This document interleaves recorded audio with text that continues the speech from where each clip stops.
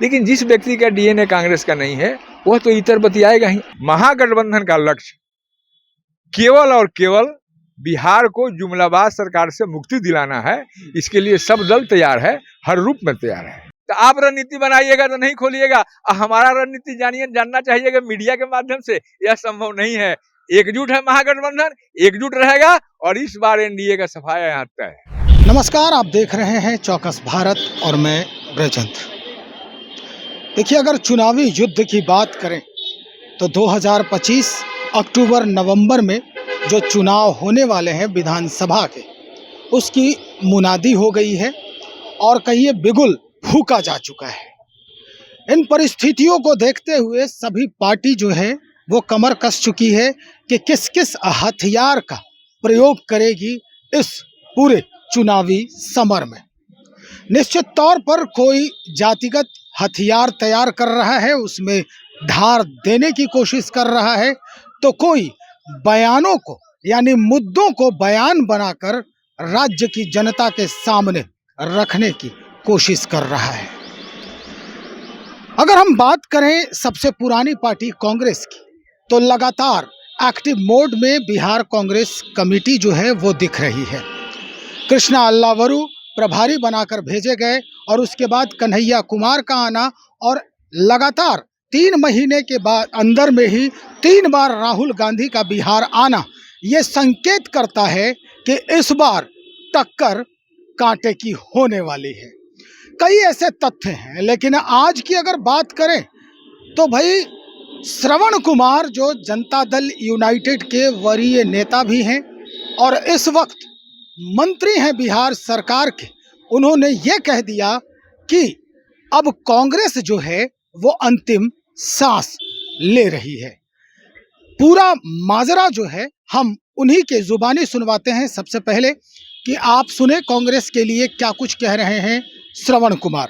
अरे भाई, कांग्रेस से अब सांस ले रही है, तो सांस ले रही है तो उसकी क्या चर्चा कर रहा है। कांग्रेस का तो पूरे देश से सफाया हो गया, 1-2 राज्य में बचे हुए हैं, वो भी आने वाले दिनों में सफाया हो जाएगा। अब बिहार से तो उनका नामो निशान मिट जाएगा। इसमें सुना आपने। अब आखिर ऐसा क्यों? इन सारे सवालों को अब एक एक करके हम जानने का प्रयास करेंगे और इन सवालों को हम आज साझा भी करेंगे डॉक्टर कमलदेव नारायण शुक्ल जी से। कांग्रेस के वरीय नेता भी हैं और विधायक जो है वो पूर्व प्रत्याशी भी रह चुके हैं। तो हम इन्हीं से आज जानने का प्रयास करें कि भाई श्रवण कुमार आखिर ऐसा क्यों बोल रहे हैं कि कांग्रेस अंतिम सांस ले रही है।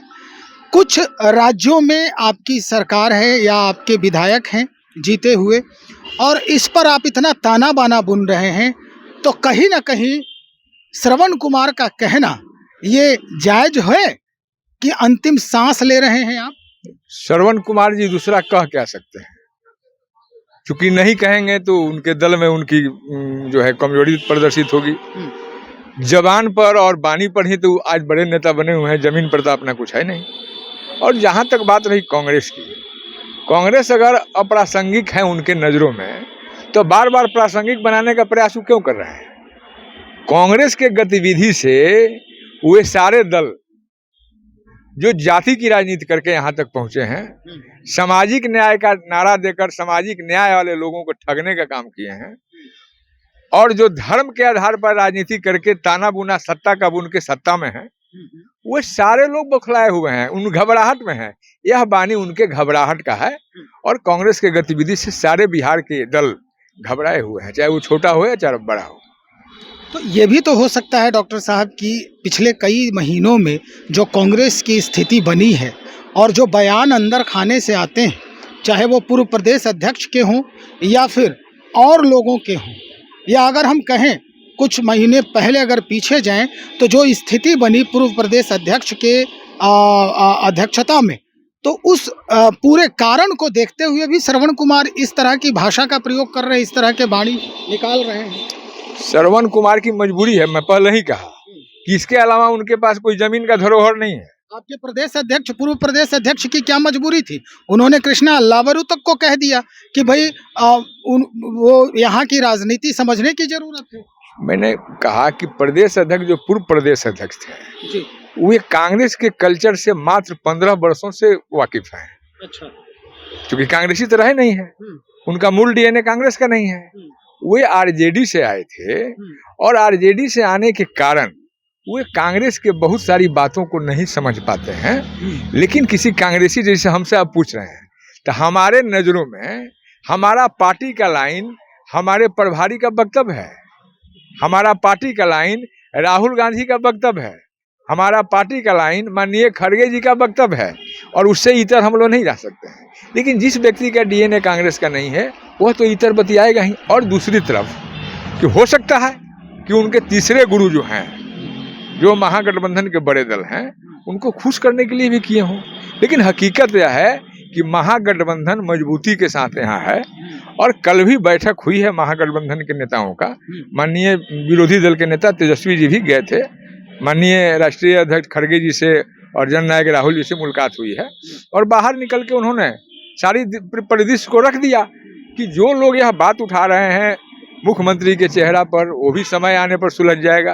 जो लोग बात उठा रहे हैं सीट शेयरिंग पर, वो भी सुलझ जाएगा। और उन्होंने कहा है बाहर निकलकर कि सभी बातें पॉजिटिव रूप में हुई है और सब लोग सहमत हैं। महागठबंधन का लक्ष्य केवल और केवल बिहार को जुमलाबाज सरकार से मुक्ति दिलाना है। इसके लिए सब दल तैयार है, हर रूप में तैयार है। लेकिन ये बात कैसे अभी इसको समझा जाए, बिहार की जनता ऐसे विश्वास कैसे करे कि कल जब परिणाम आएंगे, जैसा कि आपकी पार्टी के जो बड़े लोग हैं जो बाहर से आए हुए हैं, इस वक्त बिहार में अपना डेरा डाले हुए हैं, जनता को लुभाने रुझाने की कोशिश कर रहे हैं, समझाने का प्रयास कर रहे हैं, तो जनता फिर विश्वास कैसे करे कि कल जब रिजल्ट आएगा तो फिर से आप उसी उंगली को, आप उसी तीसरे गुरु को उंगली उनका नहीं पकड़ेंगे आप? महागठबंधन में बिहार के परिदृश्य में राजद जो है बड़ा दल है, तो निश्चित रूप से बड़ा दल है। सीट शेयरिंग में जो आला कमान तय करेगा, चूंकि यह मुद्दा हमारा नहीं है। तो आला कमान कौन है, तीसरा गुरु या फिर राहुल गांधी? नहीं है, आला कमान कांग्रेस का आला कमान माननीय खड़गे जी हैं, बिहार के संदर्भ में माननीय खड़गे जी हैं, राहुल जी हैं, माननीय सोनिया गांधी जी हैं, और हमारे प्रदेश अध्यक्ष जो मूल कांग्रेस डीएनए का एक वर्कर है, साधारण वर्कर है और दलित बिरादरी से है। ये भीम संवाद वालों के लिए भी एक संकेत है कि कांग्रेस हमेशा भीम संवाद वालों को सम्मान दिया है और आज भी सम्मान दिया है। एक वर्कर्स के बीच से लाकर अध्यक्ष बनाया है, कमान दिया है प्रदेश का, भरोसा के साथ दिया है, वह भरोसा पर सही उतरेंगे। तो भरोसा पर क्या अखिलेश प्रसाद सिंह जी नहीं थे? उनके कार्यों से नहीं लगता था, क्योंकि जो समय उनको मिला उस समय में चाहते तो और बेहतर वो कर सकते थे। मंच से तो लालू जी ने बयान दिया था कि मैंने ही सोनिया गांधी को कहा था कि इनको तवज्जो दिया जाए। ये तो लालू जी बताएंगे, लेकिन सोनिया गांधी जी को ये बात कहना कि जेल से वो बात किए थे बहुत बुरी बात है, और यह कह के निश्चित रूप से उनके तीसरे गुरु ने उनको नुकसान पहुंचाने का काम किया है, जिसका खामियाजा उनको भुगतना पड़ा है, जिसका खामियाजा उनको भुगतना पड़ा है, और यह कोई मुद्दा नहीं है। और निश्चित रूप से माननीय पूर्व अध्यक्ष को अब कांग्रेस की रीति रिवाज को समझ जाना चाहिए, और उनको अब समझ में आ गया होगा कि कांग्रेस का एक साधारण वर्कर क्या होता है, कांग्रेस का बड़े नेता क्या होते हैं, और कांग्रेस का रीति रिवाज क्या है, संस्कृति क्या है। निश्चित रूप से समझ गए होंगे, क्योंकि समझदार व्यक्ति हैं, उनको जो है संस्कृति की जानकारी है, लेकिन ट्रेनिंग जहाँ से हुआ है उसकी जानकारी ज्यादा है। यहाँ तो 15 साल का ही ट्रेनिंग है ना भाई, संसदीय अनुभव उनको जरूर है, और इसीलिए वो हाउस में हमेशा रहे हैं। 2000 में हम लोग भी चुनाव लड़े, वो भी लड़े और वो मंत्री बने, फिर इसके बाद मुकद्दर साथ दिया, केंद्रीय मंत्री बने। तो इसका अनुभव उनका है, चुनाव लड़ने का भी काफी बड़ा लंबा अनुभव है, 5-6 चुनाव लड़े हुए हैं, तो संसदीय अनुभव की उनको कमी नहीं है। और निश्चित रूप से 15 साल में सत्ता को मैंने कांग्रेस की रीति को समझ गए होंगे। कांग्रेस का आला कमान का जो प्रभारी होता है, यहाँ प्रतिनिधि होता है, और वह आला कमान के रूप में होता है, उसका आला कमान का आंख और कान जो है प्रभारी होता है। इसलिए प्रभारी के बात को हम लोग आला कमान का बात मानते हैं, और कांग्रेस का कोई वर्कर और बड़े नेता उसी बात को अपना पार्टी का लाइन मानता है और उसी पर काम करता है।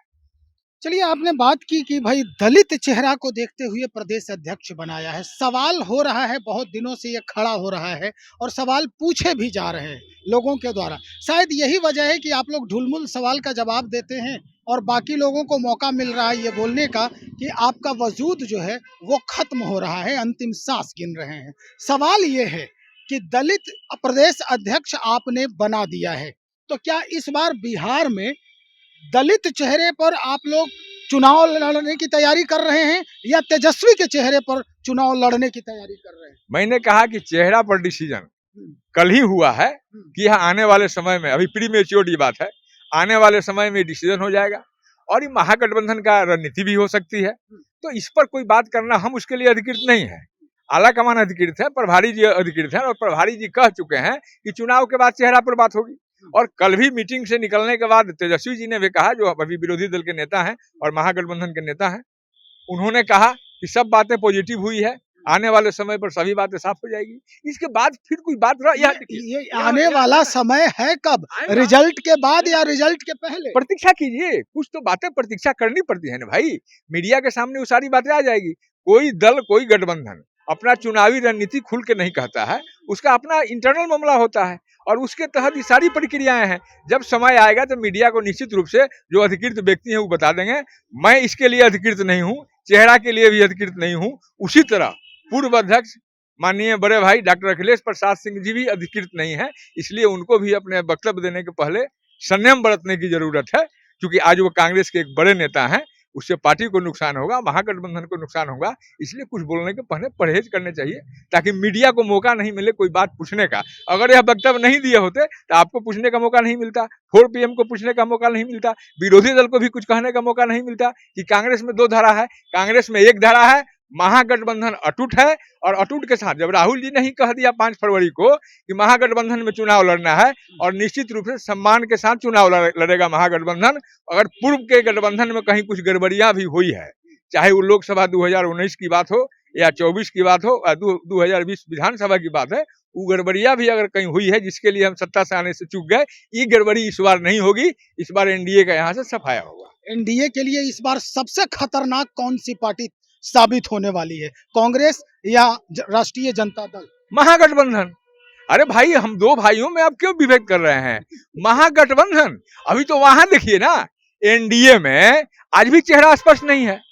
आप देखे होंगे कि कुछ दिन पहले अश्विनी चौबे जी ने कहा कि नीतीश जी को उप प्रधानमंत्री बना देना चाहिए और सैनी जी मुख्यमंत्री हरियाणा आए तो वो कहे कि सम्राट चौधरी जी को झंडा फहराना है। तो आखिर बात क्या है?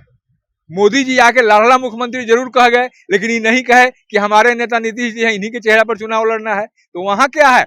और वहां भी कोई बात अभी स्पष्ट नहीं है।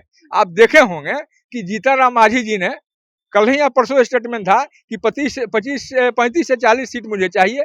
तो पहले वहां तो देखें कि उनमें जीतन राम मांझी जी को कितना चाहिए, चिराग पासवान जी को 50 सीट चाहिए। जीतन राम मांझी जो एक सेकंड विजेंद्र जी, उपेंद्र कुशवाहा जी को कितना सीट चाहिए, वहां सीट शेयरिंग तो हुआ नहीं, तो उन लोगों से तो नहीं पूछा जा रहा है। वहां तो चेहरा स्पष्ट हुआ नहीं, तो उन लोगों से तो नहीं पूछा जा रहा है। महागठबंधन से इसलिए पूछा जा रहा है कि महागठबंधन की एकता से सभी लोग घबराए हुए हैं और एनडीए जानता है कि इस बार सफाया महागठबंधन मेरा करेगा और पहले वाला भूल नहीं करेगा। 2020 में ही सत्ता हमारी आ गई होती, कुछ गलतियां हुई जिससे नहीं आई, इस बार वो गलती नहीं होने देने वाला है। सभी दल महागठबंधन के सजग है और उनका लक्ष्य केवल अपना हित नहीं है, उनका लक्ष्य बिहार का हित है, बिहार की जनता का हित है और एनडीए का सफाया करना हित है। आपके माध्यम से एक बात मैं फिर, जो लोग कभी भीम का नाम नहीं लेते थे, अंबेडकर का नाम नहीं लेते थे, वे खुलेआम भीम संवाद किए, भीम शक्ति संवाद किए, अंबेडकर जी का जयंती मनाए। तो मैं उन लोगों से गुजारिश 2 बात का करता हूं, खासकर एनडीए से, कि जीतन राम मांझी जी के पीड़ा को कम किया जाए। उनके मुख्यमंत्रित्व काल में जो उन्होंने घोषणा किया था, जिसके कार्यान्वयन के लिए उन्होंने अनुरोध किया था एनडीए सरकार से, डबल इंजन की सरकार है, उन सारी घोषणाओं को पूरा कर दिया जाए और किसी न किसी दलित चेहरा को आने वाले 2025 चुनाव के लिए मुख्यमंत्री का कैंडिडेट घोषित किया जाए। देखिए इसके बाद महागठबंधन क्या कौन सा चेहरा लाती है। पहले आप तो खुलिए, सत्ता में आप हैं, दरवाजा पहले आपको खोलना है।